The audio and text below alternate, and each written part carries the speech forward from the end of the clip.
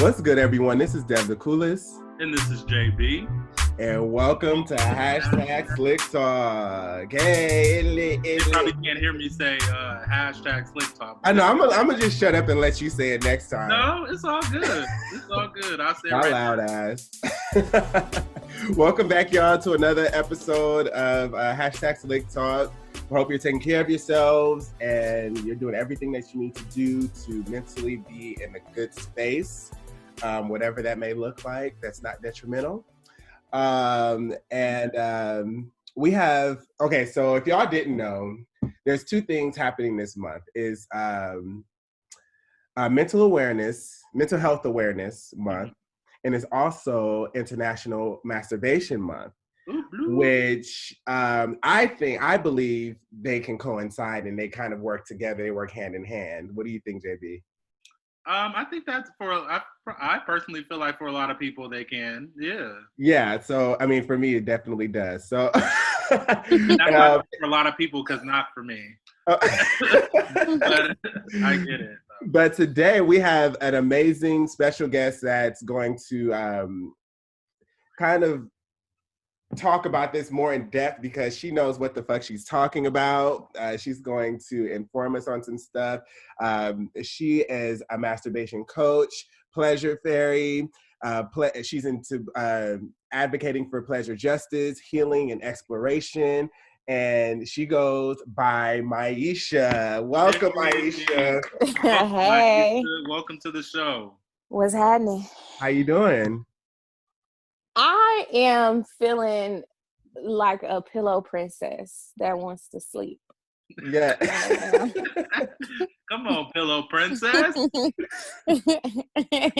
But I'm good. Thank y'all for having me on. Thank you. Thank you for coming on. For being on. For sure.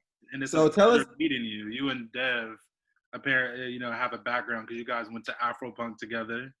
Yes, and we went to SF. We went to SF State. I can't even say the damn name. And we went to that school together. Yes. So yes.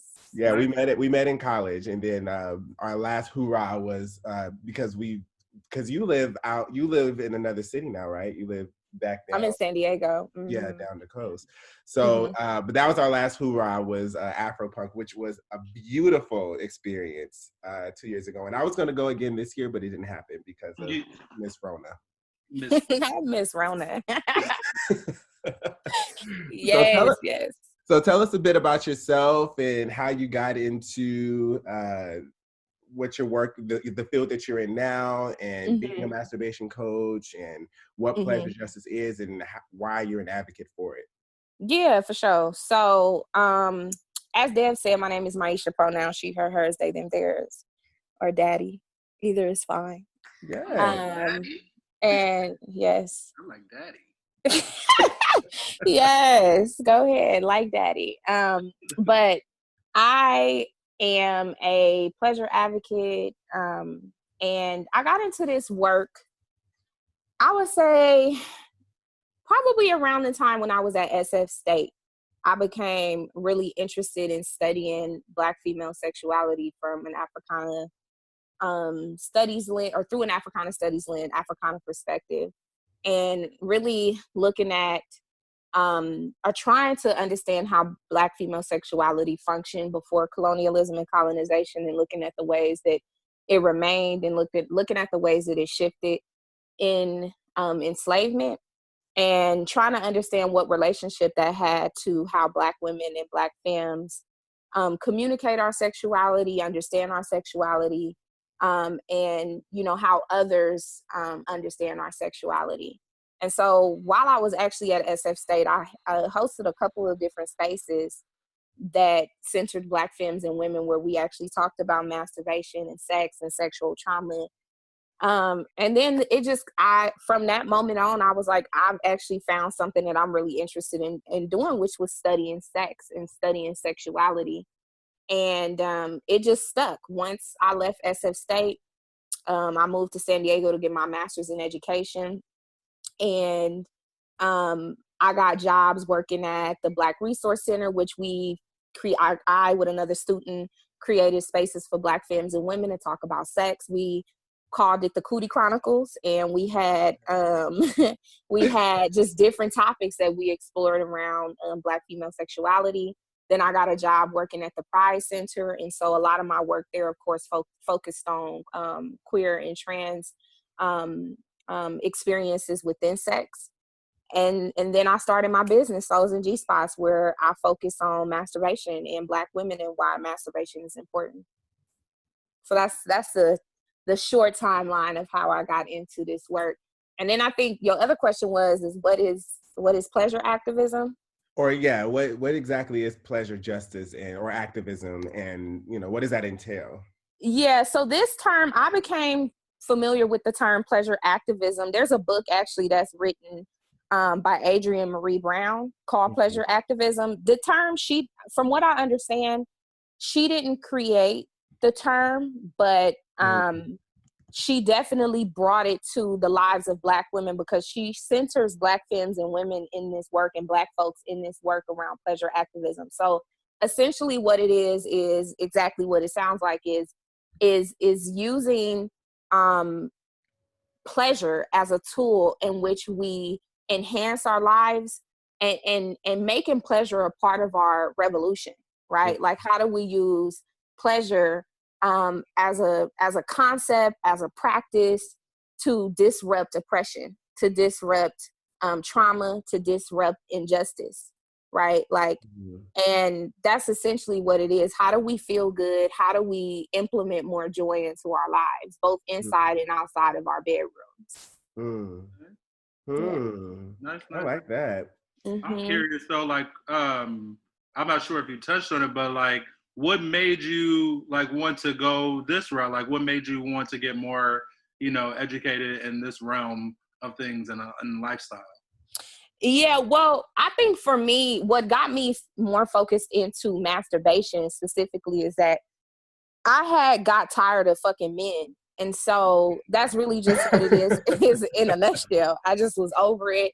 I was like, dick is the most, either I'm missing something, or dick is the most boring thing on planet Earth. And so and then I discovered that I had an appetite that was bigger than what men could provide me with. And so that's a different, we can talk about that in a little bit. But yeah, masturbation just became this practice that I developed when I stepped away from men, because I had a lot of healing that I needed to do that had actually nothing to do with men at all. I just had a lot of healing to do in general in my life around different childhood wounds and just different things that I was carrying. Right. And when I realized how powerful masturbation was and how wonderful it was to experience, like, being able to be my provider for my pleasure and for my orgasms, I was like, how do I get more Black women and femmes to see the power in this? Because a lot of my friends growing up would say things like, well, I don't need to masturbate because I got a nigga to fuck me. Well, we all do. There's never been a shortage of dick. I mean, right. Like, when has there ever been like I mean, even the most socially unacceptable, unattractive person can be fucked, so true. There's nothing revolutionary about being fucked. I mean, by like, right. it's just not. It's really. I love that. I love that. That actually needs to be on a T-shirt. To be 100% honest, right? There's nothing revolutionary about being fucked. Yeah, no, it's not. Now, being fucked or being made love to the proper way, with love and tenderness and care and all of that, is definitely revolutionary. But to get dick, to me, within itself is not like this miraculous thing. And so, I really wanted to make sure that Black women and femmes were understanding that we don't have to rely on other people to feel good. That it's okay to have sex with other people, and it's okay to make yourself feel good too.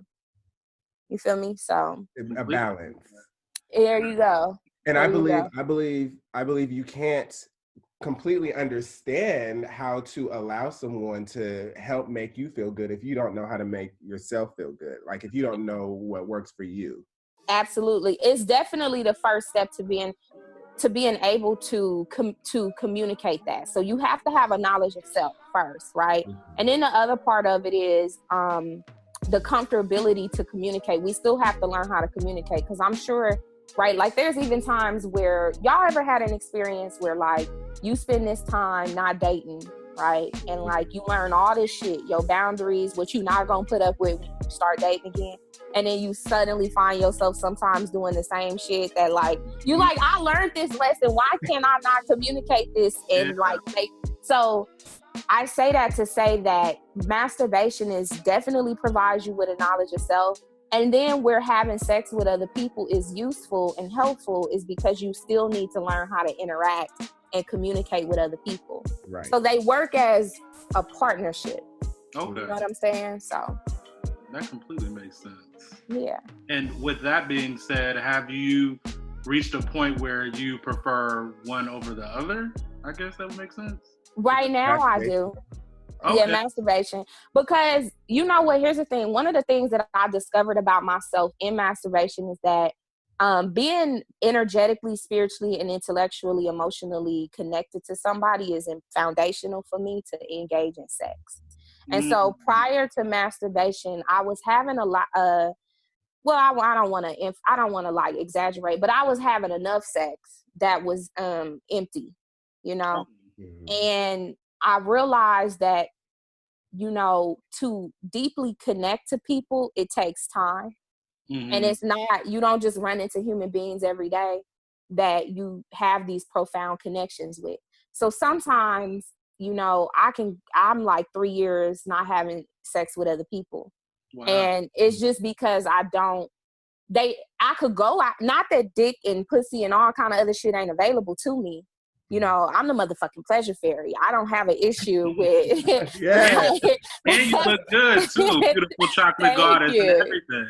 Thank you. So I don't have a problem. But I just, if I went out into the world, it just wouldn't be valuable for me, because I need to know where a motherfucker's heart is at and all of that shit. So I completely feel that. Amen. So yes. So why do you think there's such stigma around masturbation? Or maybe why is it so much of a taboo conversation in American culture, at least? Like, why do you think that is? Well, I think sex within itself is still largely taboo, right? And masturbation is to me, masturbation is sex. It's a different kind of sex, just like oral sex or anal sex. Masturbation is solo sex.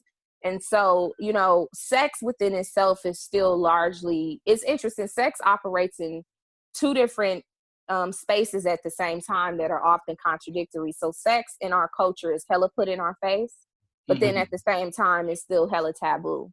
Right.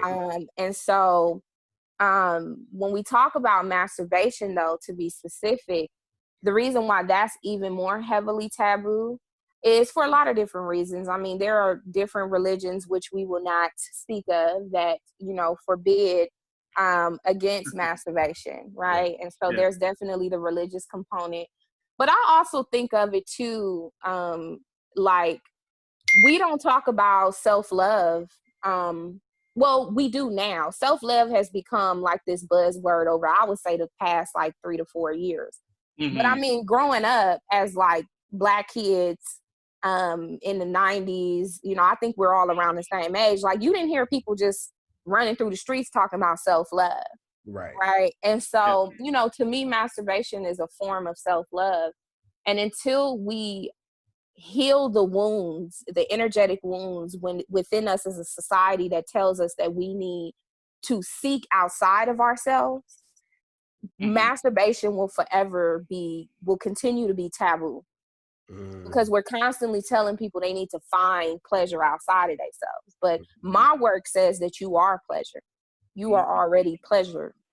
I don't need to find it. I am that. You know what I'm saying? So and it's crazy that you say that, because as I personally go out and try to date and find someone to be in a relationship with, I'm trying to put more emphasis on building like a friendship and building kind of like a bond between the person, outside of like making it solely be based on sex. Because to be honest, like, you know, in the past, that's what literally motivated me. I was like, oh, the sex is bomb, or, you know, we have chemistry that way. And then I tried to make everything else that involves a relationship kind of be bunched in and, you know, just follow suit because the sex was bomb. But now, you know, as I've grown older and as I've gotten to know myself and what I like and what I don't like, I'm like, let me sit with this person. Well, first I sat with myself. There you go. I was like, let me sit with myself. And I wasn't even, because I'm not the type just to sit. Well, this is breaking news, but I'm not the type personally to just sit and pleasure myself. You know, I don't have anything against it, and I've done it before, obviously. But I know there's people, and I have friends and stuff like that, to be like, oh, I be jacking off like twice a day, and what are the case may be, and you know, whereas that's completely healthy, and I think it's the best option when you want to be healthy, and you know, as you were saying, and why you do it. But literally, when I've been sitting with myself, I've just been sitting with myself and trying to wrap my head around all the things that I want, you know, from a person mentally and spiritually and everything like that. So I think it's interesting that you say that, because I feel like in society, a lot of us, just like you said, just don't do that. But it's really important to do that. So I appreciate you saying that, with sitting yourself, finding out what you like, or pleasuring yourself, and then moving forward. And if it's necessary, bringing someone in to, you know, pleasure you. Absolutely.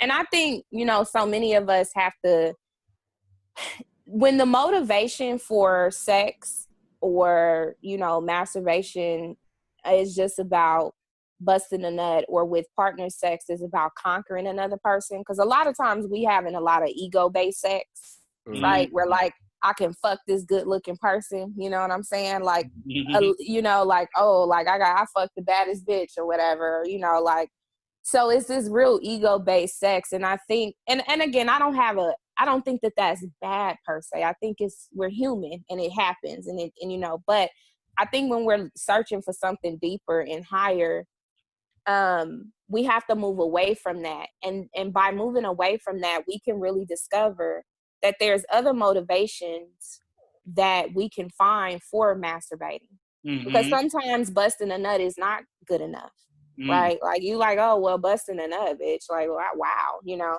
Yeah. But if the motivation is to, for example, if you understand all the powers that masturbation can like, for example, it helping you manifest, right? Like, it opening up portals for you, it relieving headaches. When I have a headache, I don't take ibuprofen no more. I go masturbate and I don't have a headache no more. Or when I'm having cramps, for folks with wounds, if you are cramping, you can masturbate to relieve yourself of cramps. When you have an orgasm, the orgasms help alleviate the pain. You know what I'm saying? So these healing tools that we don't even know about, you know, so. And that's crazy. I'm happy you told me that. Maybe I need to get back to, or get in there and be like, I need to be fucking up, because I'm good for getting a headache, child. So if that's the remedy, I'm gonna be in this room getting to it. That's why I'm happy we're having this conversation, because I just like I was saying, I've never been the person to really sit in my room and do that. But I'm happy that we're having this conversation, because I'm definitely, you know, I'm not opposed to, you know, doing, seeing what it do. Exploring it again. Yeah. Well, and, you know, I'm glad you said that, because what I've grown to learn and understand is that sex in any space, masturbation or not, climax does not need to be the goal. And in line with ego based sex, I think trying to get someone to finish can kind of align with that, you know, because it's like, I did it, like I conquered it, like that was the goal coming into this, instead of the pleasure aspect of it.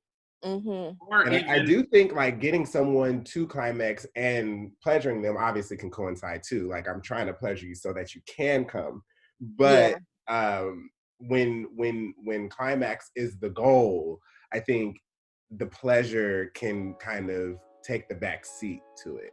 Yeah, there you go. Profound. That right. We can't always make the achievement the focus. And that's a lesson in life in general, right? So much of this correlates to life. We want the end result, right? That's why so many of us don't want to, so many people don't want to pursue being an entrepreneur. And I get it, because it's not instant gratification. It's work, right? And if you just in it for what it looks like, you're not going to enjoy it. We have to be present with the process.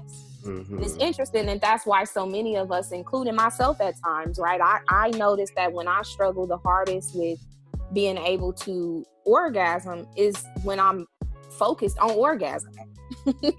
When I'm focused just on how good my skin feels and my breathing and how wonderful it is to be in my luxurious 1-bedroom apartment, then, I can enjoy that process a lot more.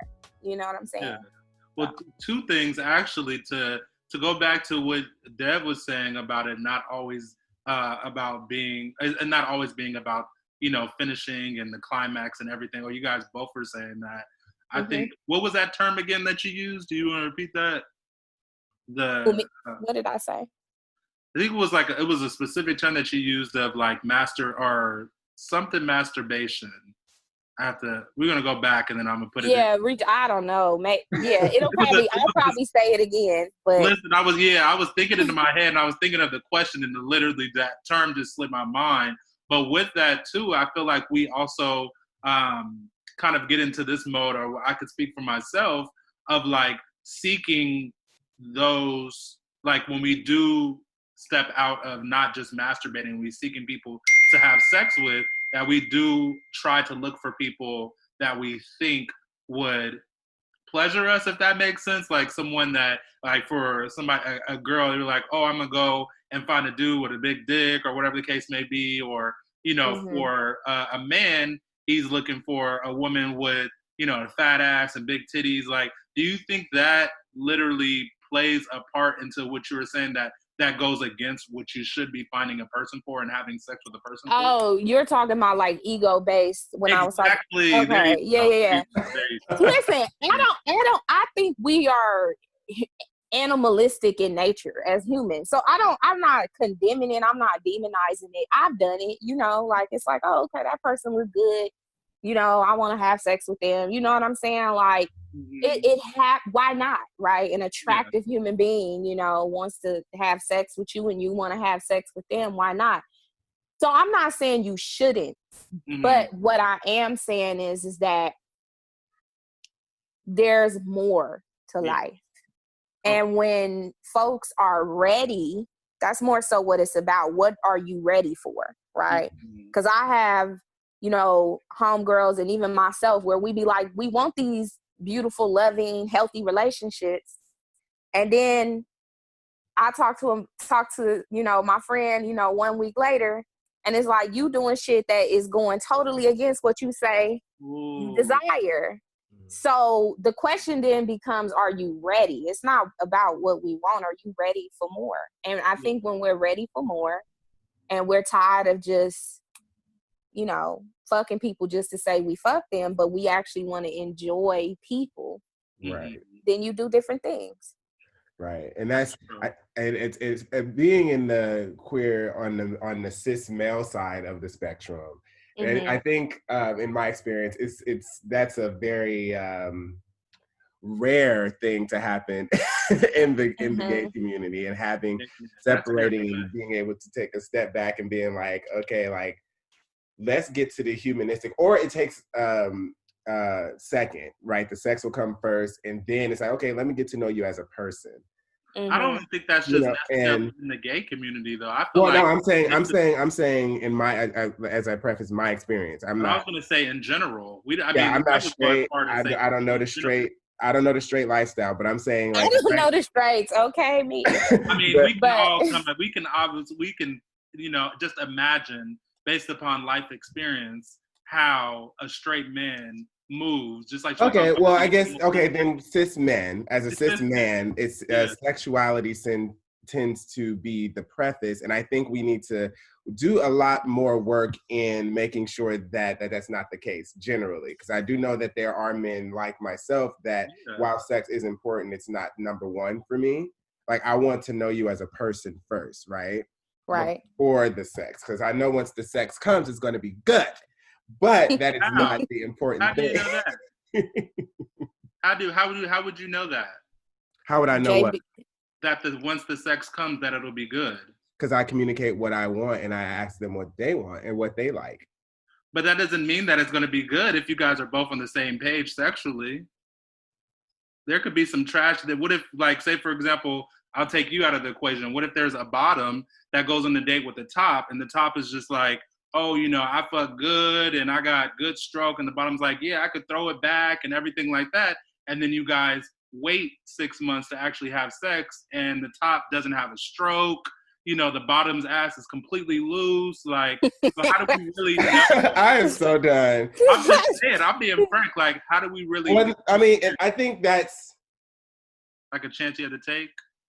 And not necessarily a chance you got to take as much as, like, I think that's something you can work through in time. I've had sex with trash people, but made it so that they understand how they can pleasure me, which goes back to the initial point that with me exploring myself and knowing what I like and what positions feel good to me, and if you're inserting yourself into me, what I need to feel, or, you know, masturbation, that's why it's super important, I believe, that people do it. But I know we're running out of time, but I do want to ask Myisha, so what do you believe is the connection, if there is one, between healing and self-love? Well, self-love is a process of healing. Mm-hmm. And I've been on and off this journey, tumbling and fumbling and fighting with it for a long time. And it is a practice and a process that requires patience and gentleness with self. That's because we got a lot to heal. Sometimes you don't even know how deep your wounds are because you spend your whole life running from them. So self-love, love in general, going back to the conversation that y'all was just having, this is why love is important, and connection, and more so intimacy is important, because intimacy, love says that I can be patient and I still see your value even when you can't sexually satisfy me today. Okay. Right? Mm-hmm. And so when we care about people and we love them, these are things we can work through, right? Mm-hmm. If we're willing to. Now, if you're not, that's okay too. Like Corinne Steffens did an interview where she says, I ain't fucking with no nigga that can't fuck me the way I like to. Period. Okay? Like, and she motherfucking Corinne Steffens, right? So right. I get it. It is what it is. Sis said no. So that's her thing. But, you know, I say if you find value in a person, you can practice. You can practice. I can see that. I definitely can see that. And I've definitely seen Dev being his roommate and being a close friend.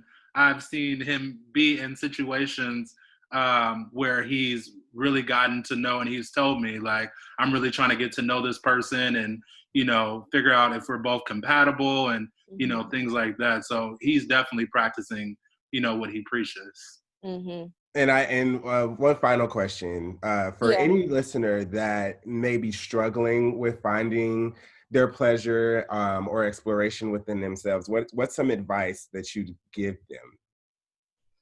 Yeah, I would say, so some of the work that I've done with myself and working with clients is to get a journal, like a pleasure journal, a journal that's just for you talking about pleasure. Mm-hmm. And to, like, if you can, willing to be a nerd, you can carry your journal with you in your purse or your backpack or wherever, keep it in your car or whatever. Mm-hmm. Well, we ain't going nowhere these days, so bitch, stay at home and write. And and so take note every time you something feels good throughout the day or you enjoy something, to take note of it. And just like write it down, like, oh, I love when, you know, I was outside in the grass drinking a pina colada or whatever. You know, it could be just something as simple as that. Looking in the mirror, like engaging yourself in the mirror, spending time in the mirror, like naked, nude. You can do remove clothing one by one and take note of what it feels like to remove clothing and to look at different parts of your body. You can do body scans. I like when I'm meditating to do body scans. And so what I do is literally say out loud, like, thank you toes, thank you feet, thank you legs, and just recognize like the different parts of my body. Yeah, those are some basic places to start. Reading a good book called Pleasure Activism by Adrienne Marie Brown is excellent. I just started reading it and it blew my whole 3-inch hair that I got back when I in the first 3 pages. So read that book for sure. Pleasure Activism. Yes. I actually, we still got a little bit more time. I do have a question that I want because I was really happy that you are coming on the show, because he's talking about tell the listeners, some advice to tell the listeners. Shit, that advice was to me, because I'm about to be outside like, oh, this grass, I like it when it's, because I definitely do get turned on throughout the day, but I've never thought about putting it in a journal or, notating this, in those cases. But I'm also curious on, do you have any type of like stories that you have heard that involved kind of like masturbation from like, an ex or friends? You don't have to, please don't say their name. Okay, so a quick story of like masturbation, like a good story. Yeah, just like a good story. A good story. Okay, I'll just tell one of my stories. Let me see. Maybe this is a funny story.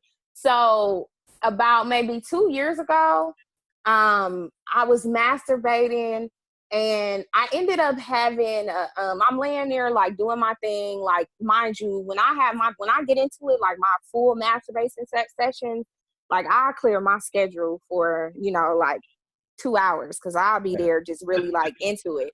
And, I'm sitting there and I'm like sweating and just enjoying my time. And I'm a ruthless neighbor. I don't give a fuck. Windows open, door, I don't care. Like, I be wondering what my neighbors sometimes be thinking, like, this bitch in next door is something else. So anyways, I ended up like, what I didn't know at the time, but I squirted, and I didn't know that that's what it was, because in porns, when you see squirting, you see like motherfuckers shooting across the room, right. Yeah. And what I realized is that squirting is actually more of, well, at least for me, it was more of a gush than a squirt. It was more of like a okay. You feel me? Come on, like, yeah, it was like a wet queef, like I don't know how to describe it, but that's what it was. And it was super amazing. And I walked through that day feeling like I was literally like the baddest bitch. You couldn't tell me nothing, because I was like, I can say that I was the first person who made myself squirt. And I felt really proud. And it was just good. And it was wonderful. Yes. I'm sure, hopefully some of our listeners can relate to that story. Because it sounds fire as fuck. Fire as fuck. Myisha, before we go, can you real quick let everyone know where they can find you, where they can follow you on social media? Yeah, y'all can follow me on Instagram at Souls and G Spots, SOULZANDGSPOTZ. Don't ask me if I have a website. I don't. I had one. I didn't pay the bill and they deleted it, so now I gotta do it over. All good. So. All right, Myisha, thank you so much for coming on to the show. You're a treasure. Thank you for sharing your story. Thank you. Continue to take care of yourself out there in San Diego. Yes. And listeners, thank y'all so much for tuning in. We'll be back next week for our season finale. Yes, sir.